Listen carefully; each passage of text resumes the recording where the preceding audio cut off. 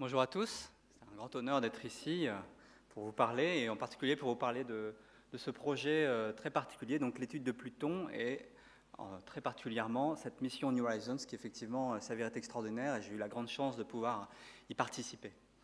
Donc on va tout de suite partir, et je vais commencer mon histoire comme il se doit par un lancement. Nous sommes le 19 janvier 2006.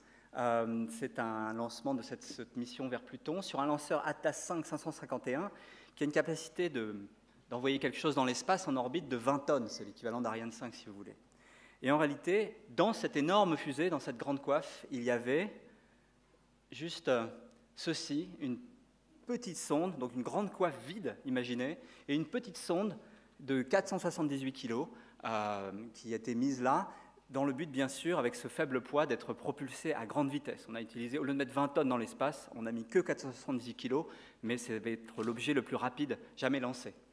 Donc cette petite sonde, je ne vais pas vous la remontrer beaucoup, mais elle est équipée de tout ce qu'il faut, malgré son faible poids, pour aller loin et faire plein d'observations, de l'exploration, 2 caméras, couleurs, un télescope noir et blanc, des spectromètres ultraviolets, proche infrarouge, tous les instruments qu'il faut pour une bonne sonde. Et bien sûr, elle est équipée d'une très grande antenne pour pouvoir communiquer à très grande distance avec la Terre, et puis de cet appendice ici qui contient, pour tous les passionnés, vous savez ça, donc de l'oxyde de plutonium qui va chauffer et qui va être transformé en électricité pour alimenter la sonde, vu qu'à la distance de Pluton, il n'y a pas assez de rayonnement solaire pour alimenter des panneaux solaires. Donc, grâce à cette énorme fusée, cette toute petite sonde, on a pu ainsi lancer l'objet le plus rapide jamais lancé depuis la Terre. La sonde a atteint l'orbite de la Lune, l'équivalent de l'orbite de la Lune en 9 heures. Apollo, c'était 3 jours. Et puis elle a rejoint Jupiter en 13 mois. Pour vous donner un exemple, Juno, qui est arrivé en juillet près de Jupiter, a mis 5 ans. Et puis ensuite, on fonce pour, il faut quand même 10 ans, un peu moins de 10 ans, rejoindre Pluton, après avoir traversé les orbites Jupiter, Saturne, etc. Pluton, pour arriver, frôler Pluton le 14 juillet 2015. Alors avant d'aller plus loin, je vais quand même vous présenter un personnage important dans toute cette histoire. C'est ce qu'on appelle dans notre jargon le PI, le Principal Investigator, c'est-à-dire le responsable scientifique, et qui est vraiment l'âme, le créateur de cette mission, qui s'appelle Alan Stern, un personnage qui a une forte personnalité, pas très grand, vous voyez le genre, un peu teigneux, mais avec vraiment beaucoup de charisme. Et c'est un personnage qui a fait énormément de choses dans sa vie. Il a fondé des entreprises, il a été responsable scientifique de la NASA, il a presque été astronaute, et c'est un personnage assez intéressant à fréquenter. C'est vraiment lui qui a créé cette mission depuis de nombreuses années. Moi, je l'ai rencontré en 1995, il y a plus de 20 ans. Et déjà à l'époque, il essayait de convaincre la NASA, la communauté scientifique, qu'il fallait envoyer une mission vers Pluton. Alors, une des choses qu'aimait montrer Alan Stern, c'était cette série de timbres américains où vous voyez toutes les planètes du système solaire, et puis à chaque fois, on écrivait le nom de la sonde spatiale qui, pour la première fois, l'avait survolée, l'avait visitée. Donc, par exemple, Saturne, Voyager 2, Uranus, Voyager 2, et puis Pioneer 11 pour Jupiter. Et évidemment, le timbre pour Pluton était tout à fait fascinant, pas encore exploré. Alors ça, c'était l'argument clé. Alan Stern aime tellement ce timbre qu'il l'a collé sur New Horizons, et ils ont récemment reçu le prix du livre des records du timbre le plus loin jamais envoyé. Alors, il faut dire qu'il a raison. Non seulement c'est peu exploré, mais c'est vraiment assez méconnu. Alors, revenons un peu en arrière. Pluton, qu'est-ce que c'est? Pluton a été découvert, vous le savez sans doute, en 1930 par un jeune, Clyde Tombaugh, 24 ans, qui avait peu de diplôme. On dit toujours que c'est un fermier, c'est pas faux. À l'époque, c'était la crise. Il s'est vraiment posé de questions. Il a été recruté par l'équipe du Lowell Observatory, qui n'arrivait pas à trouver cette fameuse planète X qui avait été proposée par leur ancien patron Lowell, justement, Percival Lowell. Et en fait, Clyde Tombaugh se révélait être absolument vraiment astucieux, génial. Il a mis au point des techniques nouvelles, et de manière extrêmement efficace, il a pu découvrir Pluton. Il faut savoir que Pluton est très difficile à observer. Il a une magnitude de 14, c'est 50 000 fois moins lumineux que Mars. Et bien sûr, la méthode qui a été utilisée, c'est une méthode classique, mais là qui a été vraiment, pour l'époque, très très bien optimisée, c'est d'explorer dans tout le ciel le champ d'étoiles, et puis de regarder avec des champs d'étoiles pris à quelques jours d'intervalle le mouvement apparent. Alors, Clyde Tombaugh a découvert plein d'astéroïdes, des choses comme ça, mais ça ne l'intéressait pas, ça allait trop vite, c'était pas bon. Des étoiles variables, et puis surtout, ce petit objet qui passe lentement. Après calcul, on se rend compte que oui, ça y est, c'est une planète très lointaine, au-delà de Neptune. Donc là, on est en 1930, et puis par la suite, et jusqu'à finalement assez récemment, Pluton, c'est resté juste une anomalie, un objet très froid, très lointain. Tout le monde était habitué, voilà, il y a les 4 planètes telluriques, Mercure, la Terre, etc. Ensuite, les planètes géantes, Jupiter, Saturne, Uranus, Neptune, et puis derrière, un truc tout seul, tout petit. Bon, qu'est-ce que c'est que ça? Peu d'intérêt, d'où Alors, presque aucune information, avec quand même, en 1978, James Christie, qui observe, alors vous voyez, ça c'est un négatif d'image astronomique, des excroissances sur Pluton qui varient régulièrement. Qu'est-ce que c'est que ça? En fait, rapidement, on se rend compte que c'est une grosse lune qui tourne autour de Pluton, qu'il va baptiser Charon, on appelle en anglais Charon. Alors on devrait dire Charon, mais on dit Charon parce qu'en fait, non seulement Charon correspondait bien au monde des ténèbres de Pluton dans la mythologie, mais il se trouve que James Christie, sa femme, Charlène, tout le monde l'a surnommée Sharon, donc c'était fabuleux pour lui. Et donc par respect, la communauté, ceux qui savent, disent Sharon et pas Charon. Alors, donc on a découvert, on a pu faire donc les mesures et découvrir que le Pluton en fait est vraiment c'est un système double avec donc une planète qui était plus petite que ce qu'on avait envisagé au début, environ 2400 km de diamètre, et puis autour, enfin dans le système double, Charon qui est à peu près 2 fois plus petit. Et c'est vraiment un système double, bien encore plus que la Terre et la Lune, puisque les deux tournent autour du centre de gravité commun. C'est vraiment donc un double système. Alors tout le monde est bloqué en rotation synchrone, hein, comme la Lune autour de la Terre, c'est-à-dire que la Lune montre toujours la même face à la Terre. Là, les deux planètes, les deux corps montrent toujours la même face l'un à l'autre, et le tout tourne autour en 6,4 jours terrestres. Ça correspond donc au jour sur Pluton. Le jour sur Pluton, c'est un peu moins d'une semaine terrestre. Un an, bien sûr, vu l'orbite, c'est presque 248 ans. Et puis, à noter l'obliquité. Alors ici, j'ai mis 120 degrés, c'est-à-dire en réalité, c'est-à-dire qu'elle tourne dans le mauvais sens, qu'elle a une obliquité d'environ 40 degrés. L'obliquité, je vous rappelle, c'est l'inclinaison de l'axe de rotation sur l'orbite. Bref, c'est ce qui régit les saisons. Sur la Terre, c'est autour de 23 degrés et des poussières. Là, on est à 40 degrés, c'est-à-dire qu'on va avoir des saisons très marquées sur Pluton et Charon. Alors, plus récemment, on a pu enrichir ce système grâce à des découvertes par le Hubble Space Telescope. Un petit peu avant le lancement, ils ont découvert Hydra et Nix, donc des petits corps de 40 et 50 km observés autour. Alors, c'est des observations difficiles à faire, hein, mais qu'on arrive à faire avec le HST, qui orbitent comme ça autour de Pluton et Charon. Et puis, pendant la croisière, plus récemment encore, deux corps d'une dizaine de kilomètres, Kerberos et Styx, donc toujours nommés en fonction du monde des ténèbres de la mythologie. Et donc on se retrouve avec un système assez compliqué, 2 gros corps, 4 petites satellites. Ça commence à devenir quelque chose de riche et passionnant à explorer. Pour ce qui est de Pluton lui-même, eh ben, l'exploration n'est pas facile. Voici la meilleure image jamais obtenue de Pluton, avant le Survey New Horizons. Je dois dire que de nombreux articles ont été écrits à partir de ce genre d'image.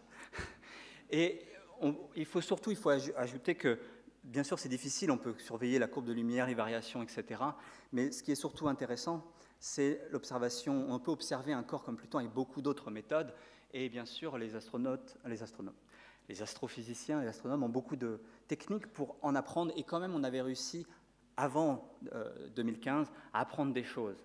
Alors, par les différentes méthodes, spectroscopie de la surface, des occultations stellaires, la spectroscopie de l'atmosphère. Je vais détailler un petit peu.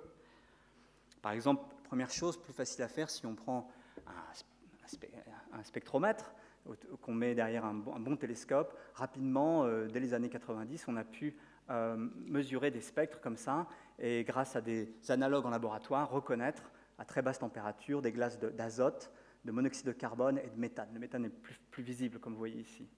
On peut estimer la température de la surface autour de moins 235 degrés. Et bref, on en déduit de tout ça qu'on a un monde actif, certainement avec des cycles saisonniers de givre qui vont se déplacer, et une atmosphère en équilibre solide-gaz avec la surface. Alors, pour toute cette technique-là, il se trouve que le grand spécialiste qui est encore actif dans la mission New Horizons, c'est ce personnage, c'est Bernard Schmitt, qui travaille à Grenoble, vraiment un spécialiste de la spectroscopie des glaces. Il est très actif dans la mission New Horizons. Avec Bernard, nous sommes en gros les deux seuls non américain, il y a un Allemand aussi, dans toute l'équipe New Horizons, donc c'est un grand privilège. Autre méthode pour étudier à distance un corps aussi petit et lointain que Pluton, eh bien, c'est l'occultation stellaire. Le principe est le suivant. Vu depuis la Terre, lorsque la planète, depuis la Terre, c'est surtout la Terre qui se déplace, bien sûr, mais lorsque une étoile semble passer derrière Pluton, eh bien, la lumière de l'étoile, qui est extrêmement petite, va être éteinte et réfractée par une éventuelle atmosphère. Et cette méthode-là est extrêmement sensible. Et là encore, un des grands spécialistes de cette technique est français, c'est Bruno Sicardi, à l'Observatoire de Paris, et qui a vraiment été qui reste la référence pour ces observations très très importantes dans l'histoire d'observation. Alors les occultations stellaires, c'est à la fois facile et difficile. C'est facile parce qu'il n'y a pas besoin d'un énorme télescope, mais il faut une grande technique. Personnellement, j'ai essayé.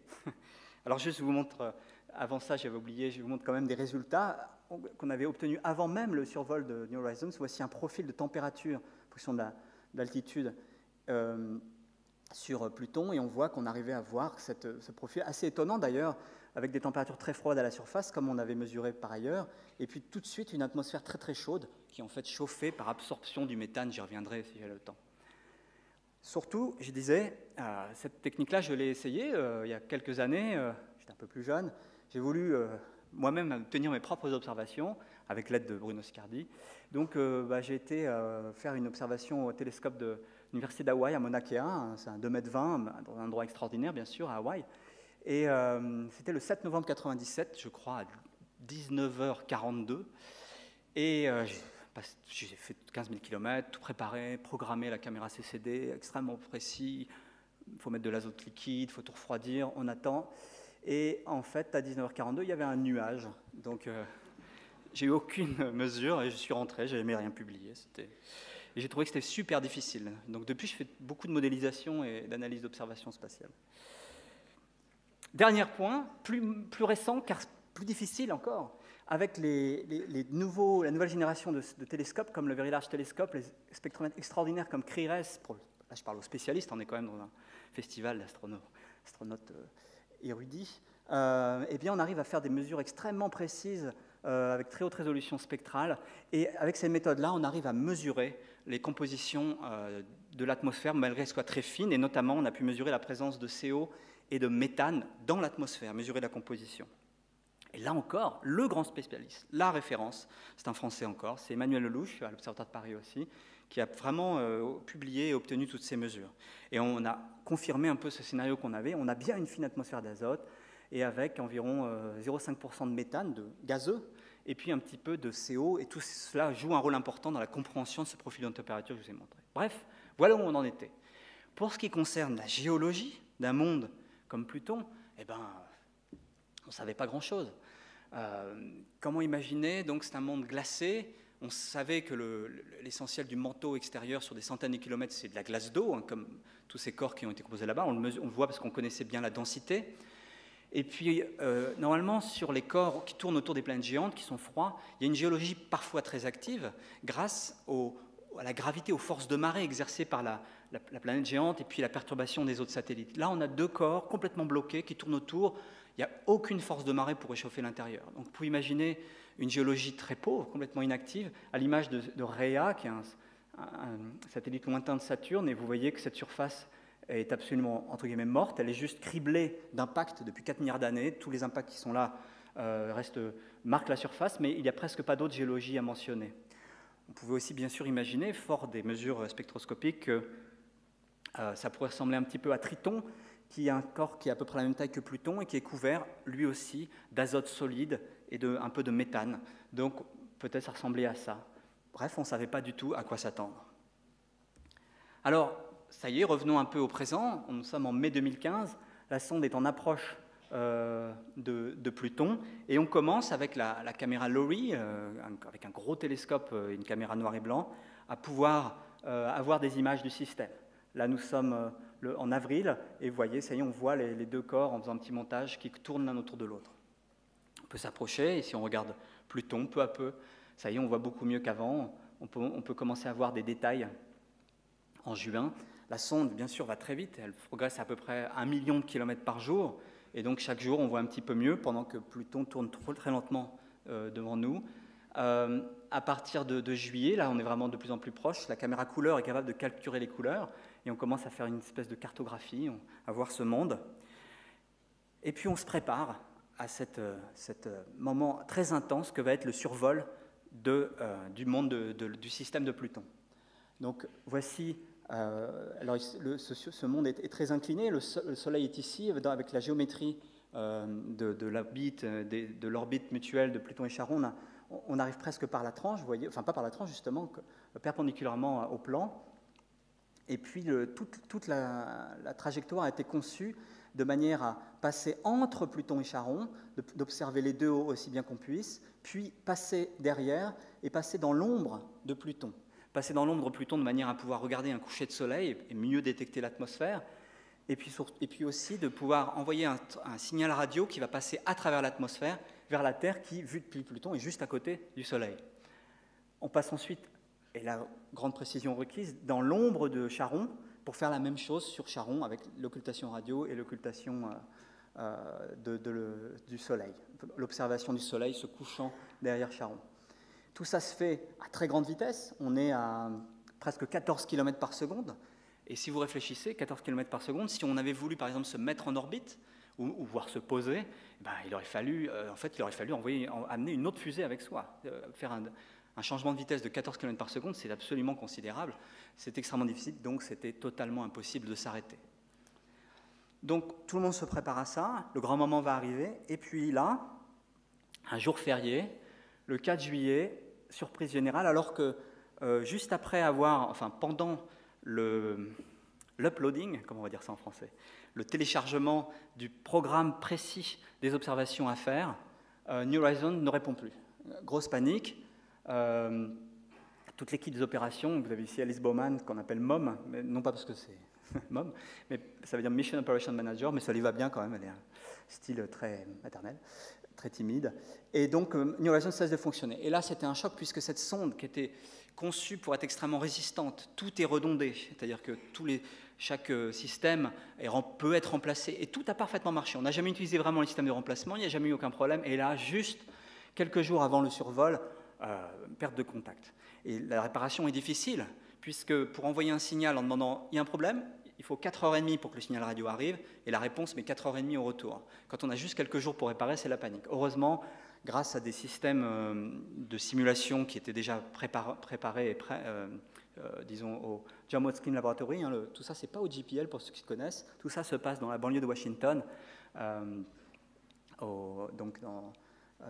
voilà, à Laurel. Eh bien, tout le monde s'active, et rapidement on comprend qu'en fait, il y a eu c'est l'ordinateur de bord qui a décroché, il avait l'autorisation de se mettre ce qu'on appelle en safe mode, c'est-à-dire de dire j'arrête, je ne comprends plus, et de faire tourner le satellite pour qu'il arrête de fonctionner et se tourne vers la Terre. Et bon, il a rebooté par sécurité, comme j'ai écrit ici. On comprend ça, il faut quand même plusieurs jours pour réparer et bien télécharger tout ce qu'il faut, mais surtout on a la conviction que normalement cette affaire-là ne devrait pas arriver pendant le survol, puisque pendant le survol, la priorité est différente. Là on donne priorité aux observations, même s'il y a un problème, la sonde doit juste continuer tant bien que mal à faire ses observations. Le jour J arrive, le 14 juillet, et la sonde, pendant ce survol à très grande vitesse, va être tellement occupée qu'elle n'aura pas la possibilité de communiquer avec la Terre. Tout est programmé pour qu'on alterne, observation de Pluton, Charon, les satellites, les occultations, regarder le soleil se coucher, etc., que pendant presque 24 heures, on n'aura aucune nouvelle. Et il y a quand même donc beaucoup de suspense pendant tout ce temps-là, puisqu'on sait que la sonde doit passer à travers un système où il y a plein de satellites. On s'est posé beaucoup la question, on a observé tant bien que mal, on pense qu'il n'y a rien, mais il pourrait y avoir un anneau de poussière, vous voyez, quelque chose qui pourrait détruire la sonde, qui passe à 14 km/s.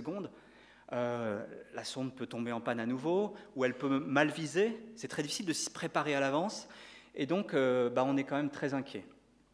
Moi, particulièrement, je dois avouer que j'ai, dans ma carrière, entre guillemets, participé à pas mal de missions spatiales qui n'ont pas fonctionné. Par exemple, j'étais, je dois dire, très impliqué dans la conception du lander Schiaparelli, qui s'est écrasé sur Mars il y a encore quelques semaines. Donc le pire peut arriver, et pas qu'en politique, ça peut arriver aussi dans le spatial, c'est vraiment très difficile. Donc il y avait un vrai suspense. Vous voyez souvent les gens applaudir, être joyeux, c'est pas par hasard, ça rate assez souvent. Évidemment, quand ça rate, on en parle moins, mais ça aurait pu ne pas fonctionner. Gros suspense, on attendait donc à un instant J prévu, programmé sur l'ordinateur, la sonde doit arrêter ses observations, se tourner vers la Terre avec son antenne grand gain et commencer à communiquer. Première communication qu'elle doit envoyer, en fait, c'est « je suis vivant » et l'état de remplissage des mémoires. Si les mémoires sont remplies, c'était le premier chiffre qui arrivait, cela signifiait que toutes les observations avaient été faites et que les images avaient été, et les mesures, les spectres avaient été effectués. Donc pour vous donner l'ambiance, je vous montre un petit peu Alice Baumann et ses collègues qui surveillent ce signal arrivant. In lock on symbols. So that's the first step. Getting data. Okay, copy that. We're in lock with telemetry with the spacecraft.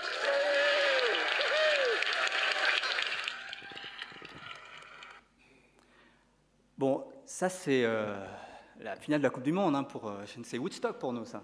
C'était vraiment une très grande joie et un grand soulagement. Et donc, en fait, très rapidement, on voit les mémoires sont pleines et tout s'est parfaitement bien passé. Tout s'est absolument parfaitement bien passé. Et ce n'est pas toujours le cas. Et alors, là-dessus, on découvre très rapidement téléchargement de grandes images qui arrivent très vite. Et on découvre un nouveau monde absolument impressionnant qui est Pluton. Et là, on se rend compte que non, c'est pas comme Rhea, c'est pas comme même Triton. Il y a vraiment de l'action là-dessus. On voit des zones très claires, des zones très sombres, et on voit notamment au centre de la face qui a été survolée, une forme comme ça qui évoque un cœur, c'est quand même formidable, un cœur au milieu de cette sonde. Alors pour certains c'est un cœur, d'autres, par le nom de la mission, proposent d'autres interprétations de la planète, je voulais dire. Mais en réalité, on a vraiment donc un monde quand même avec une géologie active et donc cette zone très, très impressionnante. Alors là, je vous montre ça dans à peu près les vraies couleurs. Pluton est plutôt dans les marrons. Très souvent, on utilise, et je vais vous montrer des images qui sont prises en couleurs un petit peu augmentées pour mieux voir les différentes, par exemple, sortes de glace et de givre ou de sol que l'on a à la surface. Important aussi de bien regarder la géométrie. En fait, on a une vue plongeante plutôt sur le pôle nord de Pluton. Et puis on a ici l'équateur, et ce que l'on voit, c'est que donc on a cette zone glacée ici, et on distingue que vous avez donc différentes sortes de givre à la surface, et puis ici des zones très très sombres. Alors la zone, l'hémisphère qui était du côté de New Horizons, ça a été très très bien exploré et photographié avec des photographies haute résolution, et puis on a quand même pu à distance observer l'arrière, l'autre face, on va dire, de Pluton. Malheureusement, la rotation se fait assez lentement, en 6 jours et demi, donc il a fallu faire ça 3 jours à l'avance, l'observation de la face, entre guillemets, cachée depuis New Horizons. Donc on a quand même des images, mais elles ont été prises à 2 millions, 3 millions de kilomètres, avec quand même une moins bonne résolution. On arrive quand même, en cumulant tout ça, à faire une carte, en tout cas d'une bonne partie, tout l'hémisphère nord et une bonne partie de l'hémisphère sud. Tout cela ici est plongé dans la nuit polaire, et on arrive donc à voir cette carte, et en particulier, on constate que vraiment Pluton est caractérisé par cette zone très brillante qu'on va baptiser du nom de Clyde Tombaugh, Tombaugh Regio, le cœur, et puis des autres couvertes de glace ici, on a des spectromètres pour le confirmer, glace de méthane et glace d'azote, et puis une zone très sombre qui est en fait couverte, je reviendrai, de particules organiques, des espèces de suie, qui font le tour de l'équateur comme ça. Alors, quand on fait une exploration pareille, on a la chance ou la difficulté de devoir nommer tout ce qu'on voit. C'est quand même assez fascinant. L'équipe New Horizons s'y était préparée. Elle avait monté un site web où les gens du monde entier pouvaient suggérer des noms à donner avec des thèmes. Les thèmes qui ont été donnés, c'était toujours les créatures du ténèbre. Un certain nombre ici sont pris dans ce monde-là. Alors, ce n'est pas nécessairement des noms qui viennent de la mythologie. Vous avez, pour ceux qui connaissent Lovecraft, la région de Cthulhu. Vous avez, pour ceux qui aiment Tolkien, Balrog Makula, qui vient du Silmarillion et Seigneur des Anneaux. Et puis, il y a plein de noms qui sont aussi inspirés de l'exploration. Vous avez de grandes régions qui sont basées sur les missions spatiales, Pioneer, Voyager, Hayabusa, japonais. Et puis, de manière assez formidable, l'équipe, bref, il y a des personnalités là-dedans, ils décident de baptiser la zone la plus importante, vous verrez, du nom du satellite soviétique qui avait damné le pion à la NASA dans les années 50, Sputnik, qui donne son nom à la partie la plus importante de de Pluton. Alors il y a quelques noms français, il faut que ce soit des noms d'explorateurs. Vous avez Cousteau Rippus, pour Jacques-Yves Cousteau, le commandant Cousteau. Et puis vous avez le nom ici, c'est un nom français, c'est un Barré-Montes. Qui connaît Jeanne Barré? Jeanne Barré, c'était la première femme qui a fait le tour du monde sur le navire de Bougainville en 1767. Et elle s'était introduite à bord comme assistante d'un botaniste en douce, déguisée en homme, et c'est qu'au bout de 6 mois de voyage, ou même un an, qu'on a découvert que c'était une femme. Donc c'est une drôle d'histoire, passionnante, qui n'est pas très connue en France et qui finalement a beaucoup d'écho aux États-Unis. Et puis on a tout plein d'images. Je vous invite, vous avez des images qui font des centaines de mégabytes et on peut se promener comme ça. Là, on ne fait pas honneur au niveau de détail que l'on a à la surface de Pluton et découvrir ces zones très diverses avec une topographie tout à fait impressionnante.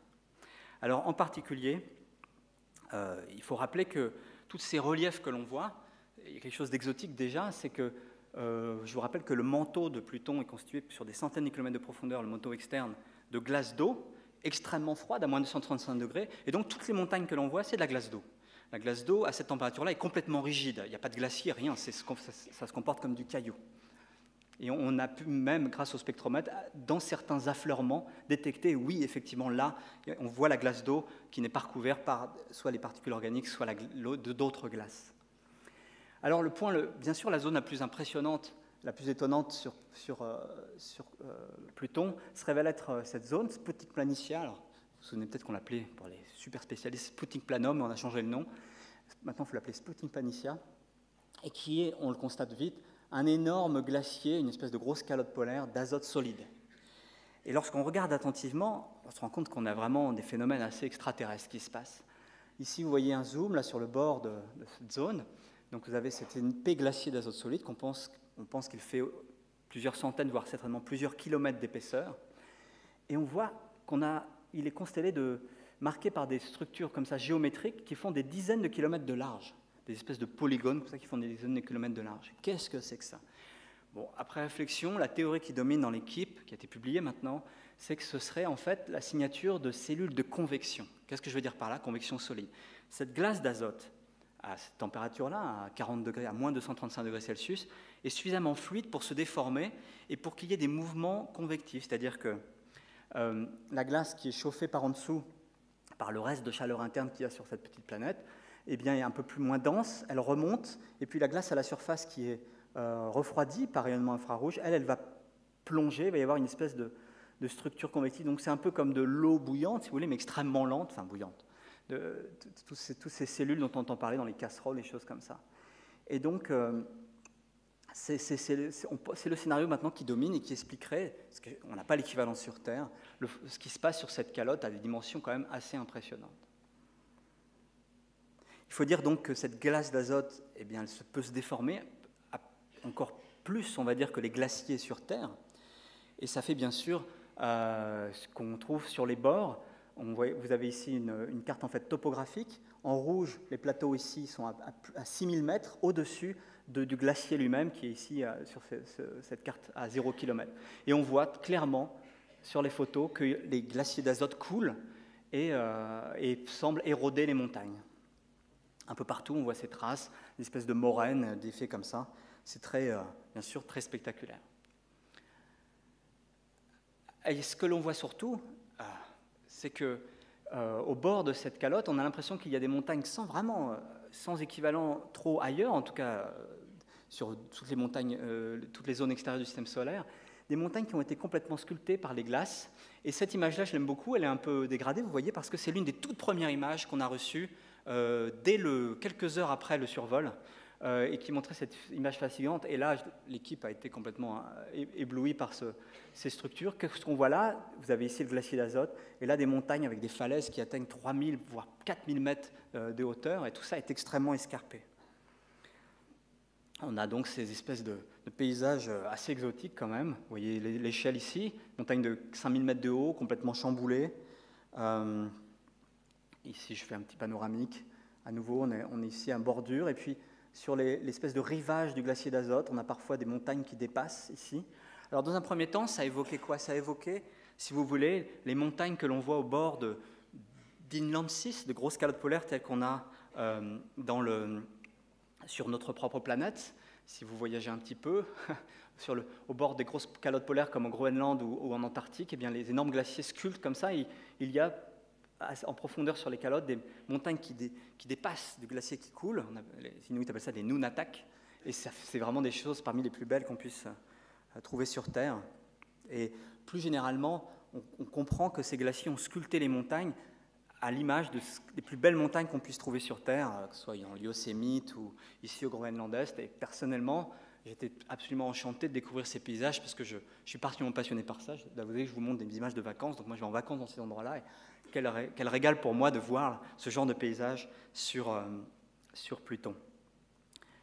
Alors, on a donc ce sentiment que peut-être toutes ces zones ici ont été autrefois couvertes par des glaciers qui ont sculpté toutes ces montagnes, un petit peu comme, ça ressemble un peu, vous voyez, à l'aspect qu'a le relief sur la terre de Baffin et le Ellesmere Island, et puis tout le bord du Groenland, qui ont été autrefois recouverts de glaciers, et donc on retrouve un peu ces textures tout à fait impressionnantes. Alors, est-ce que l'image est tout à fait bonne ? En fait, oui et non. Non, parce que cette histoire de Nunatak est peut-être pas si bonne que ça. La raison, c'est que si on regarde attentivement, on se rend compte que les montagnes qui semblent dépasser ici, au bord du glacier, elles forment des espèces de chaînes comme ça. Et en fait, elles se rassemblent dans les zones où la glace plonge dans cet immense mouvement de convection. Alors c'est quand même impressionnant, regardez l'échelle. Là, on a des échelles de 50 km, vous avez des montagnes de plusieurs kilomètres de haut qui sont comme ça au milieu de la glace. Et lorsqu'on réfléchit un peu, on comprend. On comprend que sur ce monde exotique, toutes les montagnes sont faites de glace d'eau. H2O, c'est une glace qui est peu dense, qui est surtout beaucoup moins dense que la glace d'azote qui est en train de couler. En fait, tout simplement, ces grosses montagnes de glace d'eau, ce sont des espèces d'icebergs qui flottent sur la glace d'azote qui est plus dense. Et les montagnes de glace d'eau peuvent rester au-dessus, s'accumuler dans les zones de subduction, si vous voulez, où la glace coule, et former ces espèces de chaînes de montagnes bizarres qui flottent au-dessus de l'azote. C'est quand même assez étonnant. Donc voilà l'image qu'on en a. Donc on a ces descentes d'azote et puis ces grosses montagnes d'azote qui ont peut-être été cassées par l'érosion sur les millions d'années qui se rassemblent là.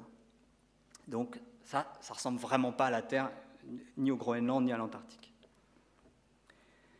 Alors on peut se poser la question de savoir pourquoi est-ce qu'on a un glacier d'azote ici sur Pluton. Si on fait une image avec la Terre, où est-ce qu'on accumule comme ça, où est-ce que toute la glace de l'élément volatile sur Terre s'accumule? C'est en Antarctique, c'est-à-dire la glace s'accumule sur les hauts plateaux, là où, en altitude, et au pôle. Là, on a l'inverse. On a la grosse calotte qui est à l'équateur et au fond d'un bassin. Avec la vision stéréo, on arrive à voir que ceci, c'est un grand bassin profond de plusieurs milliers de mètres de profondeur par rapport au reste de la planète.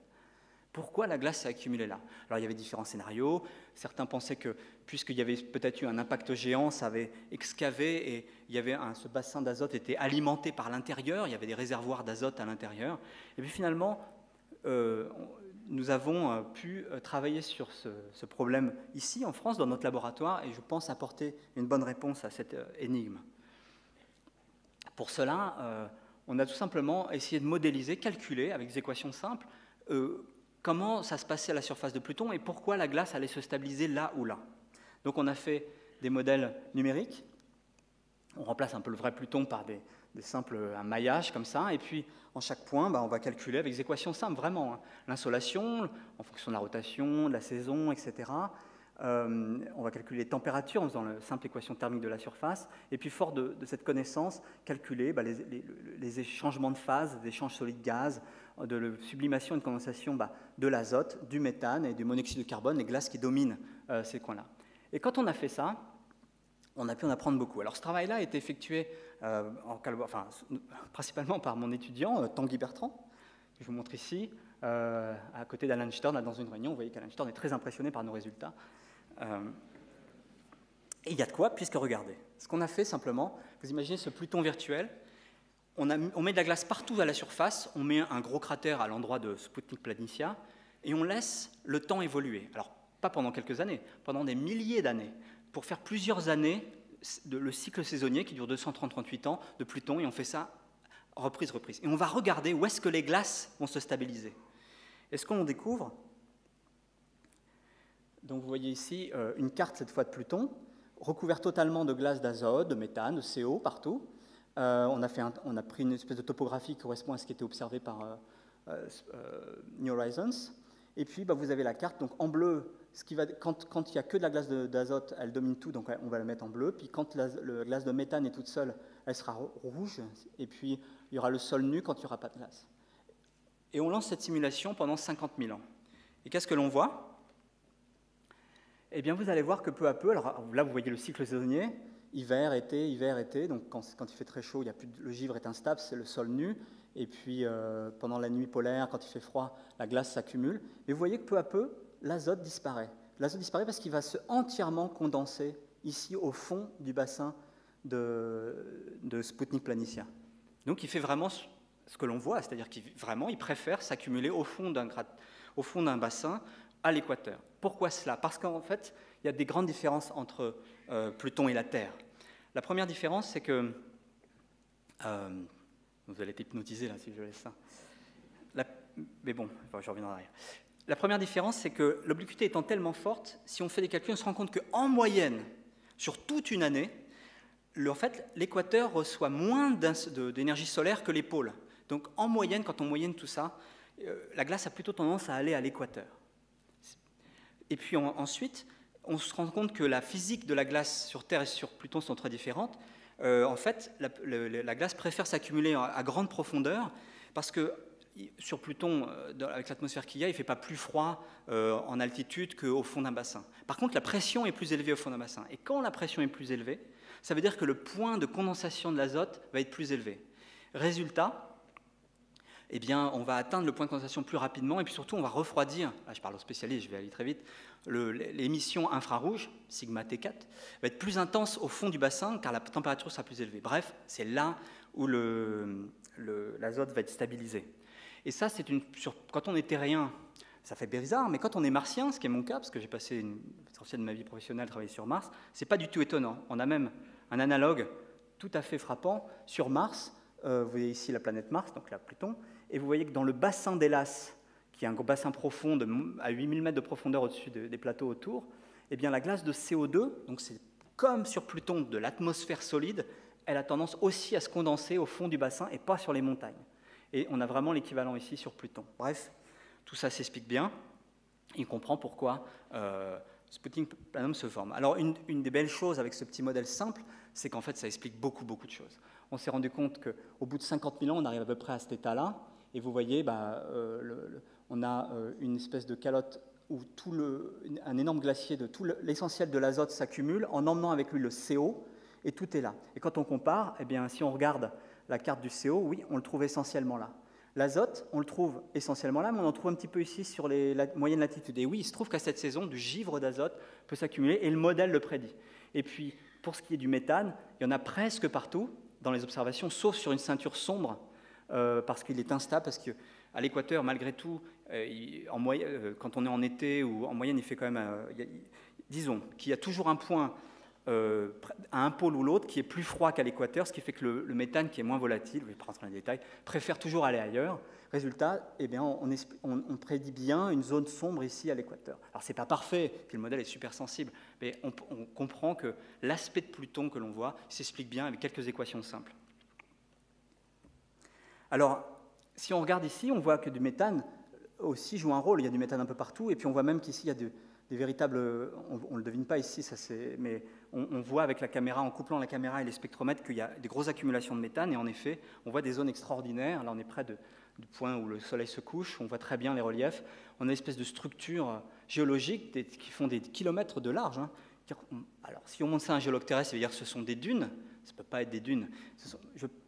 Tout indique que ce sont des espèces de montagnes des glaciers de méthane gelé, et qui forment en se sublimant. Ça tombe, c'est des grands cristaux qui poussent, ou alors l'érosion en été qui crée ces structures. Bref, c'est sûrement avec les vents, un relief absolument incroyable, en peau de serpent, disent mes collègues américains, mais à des dimensions gigantesques.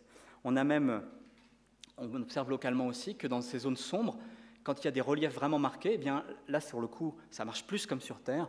Le givre de méthane semble s'accumuler pour faire des chaînes de montagnes enneigées au sommet des reliefs. Bref, on ne comprend pas bien pourquoi encore. beaucoup de travail à faire. Alors juste un petit mot, je vous ai parlé beaucoup de glace, il y a quand même une vraie topographie sous-jacente, donc constituée de glace d'eau. Bien sûr, d'abord il y a des cratères un peu partout, enfin pas tout à fait partout, et en étudiant attentivement ces cratères, vous savez que c'est une méthode très classique dans les sciences des planètes, on arrive à dater l'âge des surfaces. Parce que quand une surface est très ancienne, elle a été exposée par exemple pendant des milliards d'années à l'espace, hors de l'espace tombent des petits corps hein, qui vont peu à peu cribler la surface. Si la surface est récente, eh bien, par exemple si elle a 5 millions d'années ou même 500 000 ans, à ce moment-là, il y aura très peu de chances qu'il y ait une astéroïde, un petit corps, pas une astéroïde, un petit corps qui tombe dessus. Alors on a fait la cartographie des cratères, et en faisant cette cartographie, on peut estimer les âges. Et on voit que, bon, une grande partie de la surface, ici, semble dater de 4 milliards d'années, peut-être un peu plus récent ici, on ne sait pas trop pourquoi. L'est de la zone de Tombaugh a 1 milliard d'années seulement, donc peut-être qu'autrefois il y avait un glacier d'azote qui l'a protégé, et puis maintenant on ne sait pas. Et puis surtout, notre zone de Sputnik Planitia maintenant, eh bien, on voit qu'il n'y a pas un seul cratère. Elle est probablement, la surface est régénérée ou reformée avec une fréquence de quelques, on va dire, centaines de milliers d'années au maximum. C'est-à-dire que c'est vraiment géologiquement un endroit très actif, comme je vous l'ai expliqué. Alors si on regarde les reliefs, on voit pas seulement il y a quand même des zones très intéressantes, il y a des énormes rifts qui se sont ouverts dans la glace d'eau, dans la croûte si vous voulez, et puis tout indique que autrefois Pluton devait être un peu plus, un moment du refroidissement, il devait y avoir, alors pour faire simple, des zones où un océan d'eau liquide, cette glace devait être dans le manteau liquide en profondeur, l'équivalent de la lave si vous voulez. Elle a dû à un moment donné en partie se geler, et quand la glace se gèle, vous savez ce qu'elle fait, elle se dilate, elle augmente de volume, et donc ça fait craquer la surface, c'est probablement ce qui s'est passé ici. Dans certaines zones, on voit des choses étonnantes, comme par exemple ici, on voit une espèce de grosse montagne, ce qu'on appelle Wright Mons, et tout indique, donc ça fait quand même 5000 mètres de haut ici, vous avez une espèce de caldeira, donc un cratère volcanique, tout indique qu'on a une espèce ici de volcan cryogénique. Cryogénique, ça veut dire que vous remplacez, dans l'image qu'on a des volcans, la lave par de l'eau liquide. Alors bien, cette température-là, elle gèle, mais bon, elle se comporte comme de la lave, et avec beaucoup d'émanations de gaz, on pense, mais pour l'instant, on n'a pas... L'enquête est en cours. Alors, je vous ai parlé beaucoup de géologie, et puis bien sûr, on a évoqué des gaz, une atmosphère tout à l'heure. Est-ce qu'il y a vraiment une atmosphère sur Pluton? Quand on voit cette carte, on n'a pas l'impression. En réalité, on pensait ne pas voir cette atmosphère, car je vous ai dit, elle est 100 000 fois plus fine que sur Terre. Et on a eu une très très bonne surprise en passant derrière Pluton, en regardant Pluton à contre-jour. Alors, vous savez, on se retrouve dans la géométrie qu'on appelle nous à haut angle de phase. C'est André Braic aimait bien dire, c'est un peu comme quand on regarde André Braic, hein, une jolie femme à contre-jour, on voit tous les poils au-dessus de sa peau. Eh ben, on est extrêmement sensible à toutes ces petites choses. Et là, on a eu la délicieuse surprise de pouvoir voir parfaitement bien cette atmosphère qui se révélait bleutée. Ce n'est pas une fausse couleur, ça. C'est la vraie couleur qu'on a vue. Elle est bleutée. Alors, pourquoi? Parce que non seulement vous avez du gaz, mais vous avez des particules de ce qu'on appelle nous des tholins, des particules d'aérosols organiques qui se forment dans l'atmosphère. Alors, si vous voyez un tas de... En fait, on pense que la couleur un peu marronasse qui est donnée à Pluton, elle est liée au fait que ces aérosols finissent par tomber à la surface. Vous voyez qu'à l'œil, comme ça, ils sont marrons quand ils s'accumulent, mais à contre-jour, avec la géométrie, c'est du transfert radiatif, eh bien, exactement là pour la même raison physique que le ciel est bleu sur Terre, ce qu'on appelle la diffusion de Rayleigh, eh bien, ces fines particules donnent une couleur bleue à contre-jour à l'atmosphère qui est magnifique. Alors, est-ce qu'on a déjà vu ça? Oui, on l'a déjà vu. On l'a déjà vu notamment sur Titan, le satellite de Saturne, où ces aérosols organiques sont tellement en grande quantité qu'ils obscurcissent complètement la surface. Mais si on regarde Titan à contre-jour, eh bien, on reconnaît le même aspect que Pluton. Juste un point pour dire que comment se forment ces particules organiques? En fait, ce n'est pas très compliqué. Vous avez, je vous rappelle, dans cette atmosphère d'azote, pas mal de méthane. Et le méthane, en fait, est cassé par le rayonnement ultraviolet du Soleil. Pour les spécialistes, c'est le rayonnement Lyman alpha essentiellement qui va casser les molécules. Et une fois que vous avez des radicaux de méthane qui se forment, des bicarbonate de méthane, enfin donc du méthane cassé, CH3, CH2, ça fait des grosses réactions chimiques, et vous savez, ça forme des hydrocarbures, des chaînes hydrocarbures, espèce de plastique, en plus il y a de l'azote qui se mêle à ça, et ça fait des molécules assez compliquées qui peuvent faire des chaînes de polymères, des énormes aérosols, donc ce qui donne cet aspect jaune à Titan, et la même chose se passe moins efficacement sur Pluton, moins efficacement parce qu'on reçoit 10 fois moins d'énergie ultraviolet, mais quand même, pour faire ces brumes. Alors, est-ce qu'on avait anticipé ça? Eh bien, je dois dire que oui, en tout cas, nous avions anticipé. Donc, nous, je vous ai raconté qu'on faisait de la modélisation pour aider l'équipe New Horizons. Et avec mes étudiants, je vous ai parlé tout à l'heure de Tanguy Bertrand, et aussi une étudiante qui avait travaillé auparavant, Mélanie Van Glischit, et puis d'autres collègues, comme par exemple Jérémy Lecomte, qui doit être dans la salle et qui donne une conférence tout à l'heure à 17h sur les planètes extrasolaires, c'est un autre sujet. On a travaillé sur modéliser l'atmosphère de Pluton, et parmi nos résultats, on avait pu faire une prédiction. Voilà un article qu'on a diffusé dans l'équipe New Horizons, bien avant le survol, enfin bien avant, on est en retard, hein, en juillet 2015, et où on expliquait qu'on faisait la modélisation 3D de la formation de ces brumes organiques, organic haze, et en montrant que on devrait bien les voir jusqu'à presque 200 km d'altitude, notamment au-dessus du pôle Nord. Hein, ça, c'est une coupe altitude-latitude, et ça s'est révélé vrai. Bon, dans les détails, par contre, on s'est quand même bien trompé, et en particulier quelque chose d'extraordinaire qui apparaît dans ces brumes, tout à fait étonnant, si vous regardez bien, c'est que ces brumes sont structurées en fines couches, les unes au-dessus des autres.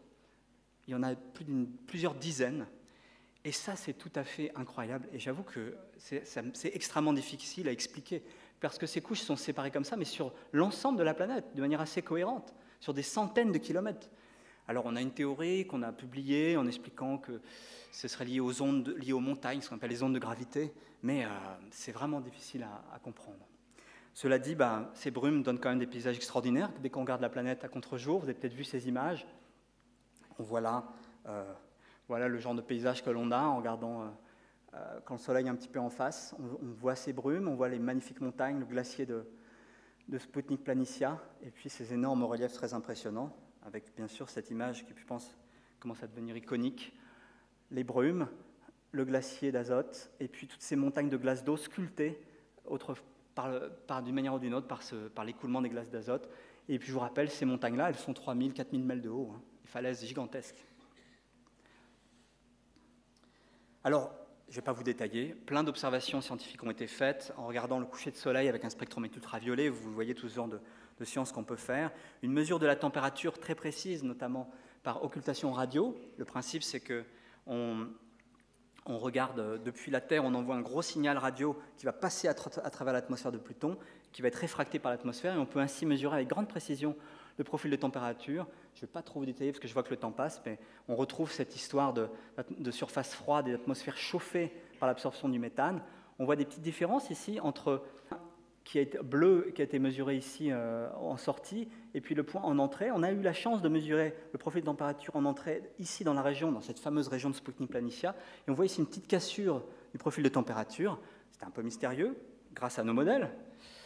Notre fameux modèle numérique, nous avons pu expliquer cette petite cassure et d'où ça vient tout ça. Alors, il faut imaginer, c'est des modèles numériques un peu genre météo, il y a du vent, on calcule tout. Vous voyez ici une carte de Pluton en 2015 avec le cycle diurne qui passe. Les couleurs, c'est la température, donc vous voyez le sol chauffé par le soleil. Là, vous avez de la glace d'azote. Et puis, à ce point-là, quand on regarde le profil de température, on voit que l'azote qui se sublime remplit l'atmosphère et crée cette petite inversion ici. Bon, allez. Passe les détails. Bon, un petit mot pour vous dire que tout récemment, on a rassemblé toutes les images où on a l'impression de voir des nuages bas qui se forment entre les reliefs. Et ça, ce sont des nuages très très différents des brumes, rien à voir. On pense que ce sont des nuages de condensat, par exemple, a priori, du méthane, de la glace de méthane qui se forme. Et il se trouve que là encore, on avait fait une prédiction là-dessus, avec nos modèles, à nouveau une carte, et puis vous voyez le cycle diurne. En rouge, c'est là où le soleil éclaire le plus. Et on voit que dans nos calculs, on prévoyait la condensation du méthane juste au-dessus de la surface, en fonction du relief. Ça, c'est le relief. On a essayé de remettre le relief mesuré que d'un côté par New Horizons. Bon, on a l'impression qu'on a fait une parfaite prédiction. Bon, en réalité, dans les détails, ça ne correspond pas du tout. Hein. On voit des nuages ailleurs. Ce n'est pas si bien que ça. Mais il y a beaucoup de travail à faire. Allez, un petit mot avant de conclure sur les autres mondes du système de Pluton. Vous avez en particulier Charon, bien sûr, l'autre lune. Je vous montrerai une ou deux images. Charon, c'est quand même un monde très impressionnant qui fait la moitié de la taille de Pluton. Par contre, il n'y a pas d'atmosphère, il n'y a quasiment pas de glace. Tout ça, c'est de la glace d'eau et puis un petit peu de choses. On voit ici une énorme fracture avec des falaises qui font presque, qui fait presque 7000 mètres de profondeur verticalement, un relief très très marqué.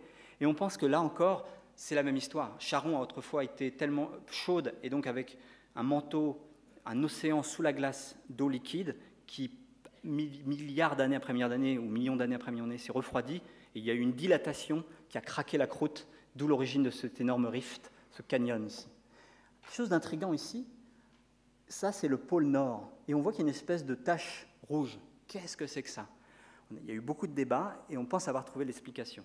Ce qui se passerait ici, c'est que, je vous ai mentionné tout à l'heure que, bien sûr, il y avait plein de méthane sur Pluton, qui est plus grande gravité, capable de garder ces molécules-là. Ce méthane, quand même, s'échappe régulièrement, et pas mal de molécules qui s'échappent de méthane, qui s'échappent de Pluton, finissent par être capturées par le champ gravitationnel de Charon.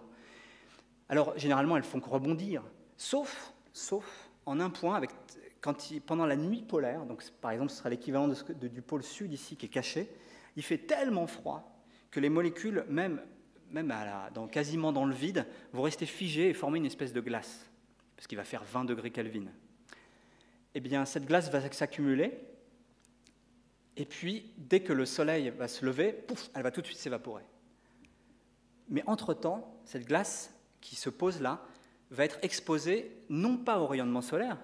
Dès qu'il y a du rayonnement solaire, le méthane s'évapore, se sublime. Non, il va être exposé au rayonnement Lyman alpha diffusé par l'hydrogène de l'espace interplanétaire. Bon bref, c'est-à-dire que vous avez un rayonnement ultraviolet qui, par réflexion sur les protons qui traînent, finit par un petit peu éclairer, et c'est vrai, hein, le flux est assez fort, même par rapport au flux direct, le pôle qui est dans la nuit. Et là, il se passe la même chose que dans l'atmosphère de Pluton. Ces photons très ultraviolets extrêmes, très actifs, ont cassé le méthane à la surface et créé des polymères. Et ces polymères-là, quand le soleil va revenir, ils ne vont pas bouger. Et c'est cela qu'on voit, c'est cette tache-là, millions d'années après millions d'années, qui s'est accumulée ici. Voilà, c'est un scénario qui a été publié là, il y a un mois. Alors, comme sur Pluton, on peut faire des noms, on peut donner des noms, et là, l'équipe s'est assez éclatée à donner des noms un peu plus audacieux, qui sont encore non officiels, mais peut-être qu'ils seront confirmés par l'Union astronomique internationale, qui est censée confirmer tout ça. Et on voit des noms assez étonnants, si vous regardez bien. Par exemple, toute cette zone-là ici est consacrée à la mythologie de George Lucas, Skywalker, Dark Vador. Dans cette zone un peu plus bas, vous avez Ripley et Nostromo. Vous avez tous retenu la mythologie de Alien. Et puis dans cette zone-là, vous avez Kirk Crater, Spock Crater, Sulu Crater, et bien sûr, c'est Star Trek. Si ces noms sont confirmés, ce sera amusant d'imaginer que les planétologues, dans 400 ans, sont en train de se demander « mais qui était Captain Kirk ?» Bon, on a fait plein d'observations sur les satellites de Charon. Je vais sauter un peu ces étapes-là, puisqu'il est tard et je dois vraiment m'arrêter. Ah non, je ne dois pas m'arrêter, en fait. Non, j'ai encore du temps, donc je ne vais pas sauter ces étapes-là. Donc, j'ai presque fini, hein, rassurez-vous. On a 4 petits satellites de Pluton observés par New Horizons. Donc, on a pu faire des images, des gros en particulier, Hydra, Styx, etc. Ils se sont révélés très très brillants, couverts de glace d'eau, c'est un peu mystérieux. Tout le monde travaille pourquoi. Et c'est intéressant de voir que Hydra et Kerberos semblent être constitués de 2 patates collées, un petit peu comme Churyumov-Gerasimenko qui a été observé par Rosetta. Donc, si c'est vrai, ça nous indique beaucoup de choses sur la manière dont ces corps se sont formés. Alors là, on a l'impression de voir aussi un petit peu de rouge sur l'image couleur de Nix, qui peut-être pour les mêmes origines, un petit peu de méthane qui s'est photolysé et qui a formé des particules organiques. Ce qui a surtout été très impressionnant, et on le savait un petit peu déjà, sur ces corps-là, c'est la manière dont ils tournent autour de Pluton et Charon et comment ils tournent autour d'eux-mêmes. Déjà, les 4 sont dans une espèce d'horlogerie telle que gravitationnellement, on se rend compte qu'il est impossible de mettre un autre corps. Ils sont resserrés, tous en résonance les uns avec les autres, pour ceux qui connaissent un petit peu, en résonance gravitationnelle. C'est une vraie horlogerie cosmique tout à fait fascinante. Et encore plus étonnant, normalement, lorsque vous avez des satellites comme ça, surtout quand ils sont petits autour d'un corps, normalement, ils sont en rotation synchrone, comme la Lune autour de la Terre, comme Charon autour de Pluton. Tout le monde se regarde. Ce fait-là, il n'y a quasiment pas d'exception dans le système solaire. Toutes les lunes autour des grandes que ce soit autour de Mars ou des grandes autour des planètes géantes, sont toutes en rotation synchrone. Elles montrent toujours la même face à leur planète principale. Et tout d'un coup, 4 exceptions, des corps qui, à cause des excitations mutuelles, se mettent à tourner n'importe comment, et en particulier Hydra ici, fait tout à fait n'importe quoi, et en particulier change régulièrement de rotation. Et alors c'est passionnant pour les spécialistes de ces interactions gravitationnelles, mais on a vraiment quelque chose sans précédent et sans exemple. Alors l'exploration, la mission New Horizons, c'est pas terminée. On va avoir, et c'était prévu depuis longtemps, l'exploration après Pluton de la zone transneptunienne, les objets de Kuiper, KBO, Kuiper Belt Objects. Alors sur cette image, on a l'impression qu'il y en a énormément, et c'est vrai que depuis les années 90, on a détecté un très grand nombre de petits objets, alors évidemment qui sont très très distants les uns des autres, et qui ont peuplé toutes ces zones au-delà de Pluton, au-delà de 30 unités astronomiques du Soleil. Alors pour l'instant, New Horizons commence une mission où il observe à distance, donc il va essayer de faire un spectre par exemple de tel ou tel objet, de très très loin, mais il est prévu le 1er janvier 2019, donc à nouveau, déjà c'était le 14 juillet la dernière fois, là ce sera pour les fêtes, le survol d'un petit objet, donc pour l'instant a comme nom MU69, et qui sera survolé, alors toujours avec la même technique. On va passer à très grande vitesse, près de cet objet qui, on pense, fait une 50aine de kilomètres. Ça a été extrêmement difficile de le trouver, mais maintenant on a pu réorienter la sonde, et la sonde est actuellement parfaitement dans sa direction. Et on va essayer de passer, comme pour Pluton, dans le cône d'ombre derrière l'objet, pour pouvoir, on va passer à 3000 km, donc plus près, on va avoir des détails bien plus... On était passé à 10 000 km environ de Pluton, donc on aura une résolution 3 fois supérieure à ce qu'on a pu obtenir. Et puis, alors évidemment, c'est beaucoup plus petit, on n'aura pas de calotte de glace ou des choses comme ça, mais quand même, on ne sait pas du tout à quoi s'attendre. On a un exemple, c'est Churyumov-Gerasimenko, la comète, mais elle fait quelques kilomètres. Là, on est à une taille 10 fois plus supérieure, une masse énormément plus supérieure. On est à quelque chose d'intermédiaire entre Pluton et la comète Chury. Donc, on va essayer de passer derrière à nouveau pour faire une occultation, voir apprendre des choses, et puis continuer. Ce sera donc en 2019, mais déjà, la préparation est très active. Alors, un mot quand même sur tous ces objets transneptuniens. On a non seulement observé des petits corps comme MU69, on va essayer de le renommer. Si vous vous intéressez, vous pourrez suggérer des noms pour cet objet-là. Il y aura sûrement un concours organisé par la NASA. Il faut savoir bien sûr que parmi ces objets transneptuniens, on a découvert non seulement des petits corps, mais aussi des objets très très gros. Par exemple, Eris est censé être plus massif que Pluto, et on a déjà découvert des satellites. Eris, Makemake, Haumea, bref, tout un ensemble de choses. Et là, on a découvert que les plus faciles, on va en découvrir d'autres. Et comme vous le savez, toutes ces découvertes ont été à l'origine d'un événement pour Pluton, c'était sa dégradation comme planète. C'était en 2006, quand on a commencé à découvrir Eris, puis d'autres corps, on s'est dit, attendez, combien il y a de planètes? Alors il y en a 9, il y en a 10 avec Eris, ou alors il y en a 20, ou alors bientôt il y en aura 500, ou alors, bref. Il a été décidé de faire un petit peu comme il avait été fait au début du 19e siècle, après la découverte de Cérès. Quand Cérès a été découvert en 1801, tout le monde a dit « Oh, une nouvelle planète !» Puis en fait, tout de suite, plein d'autres astéroïdes. On s'est dit « Bon, allez, ce n'est pas des planètes, ce sont des astéroïdes. » Là, on s'est dit « On va faire pareil », mais le problème, c'est que Pluton devait donc être dégradé, et c'est ce qui a été fait par un vote un peu polémique en 2006 de l'Union astronomique internationale à Prague, qui a décidé de déclasser Pluton avec l'idée que Pluton n'est pas une planète, car, alors je ne vais pas vous lire ça, elle n'a pas fait le ménage sur son orbite. Vu qu'elle n'est pas toute seule, comme les astéroïdes, il y a plein d'autres corps un peu du même genre autour, on a le sentiment que ça ne peut pas être une planète.